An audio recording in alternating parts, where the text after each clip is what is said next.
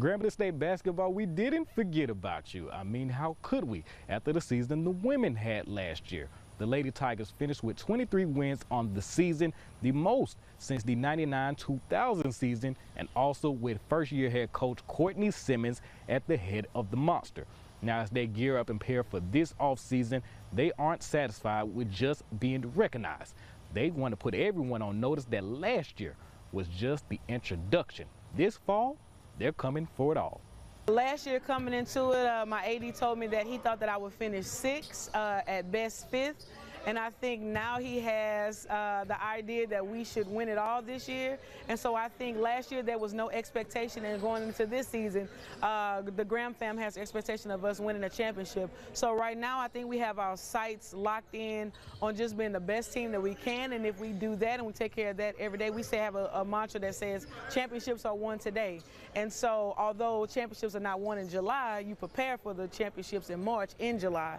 And so just figuring out how to, become better each and every day in hopes that, we can go on a championship run, whatever that looks like, regular season and tournament. Of course, we want to ride the wave that our men's team had last year going into the NCAA tournament and seeing the joy on their faces. So we want the confetti on us, and so just trying to stay motivated and keep a one-track mind, tunnel vision right now.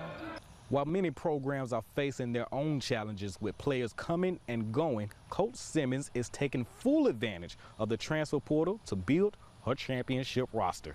Well, without the transfer portal, it would have been extremely hard for us to finish this roster. Last year when I took the job, we signed 10 new players, and then 10 must be my lucky number because we signed 10 kids again on this team. So we have 9 transfers, and then we have 1 high school student. The transfer portal was good to us, and so we're just trying to blend a lot of those personalities and try to, gel as much as we can. We have team building today and team building tomorrow, church on Sunday, so we just try to do as much as we can together with them as a team. With only a few returning players on the roster, leadership is something that every team needs, but the Tigers feel like they already have the right ones in place. Dushan Priyan, we call her DP, and Kaya Wormsley, I think those are probably my 2 most vocal leaders. And those are 2 kids that played substantial minutes in SWAC play last year. I think having them in the program last year, they know what to expect.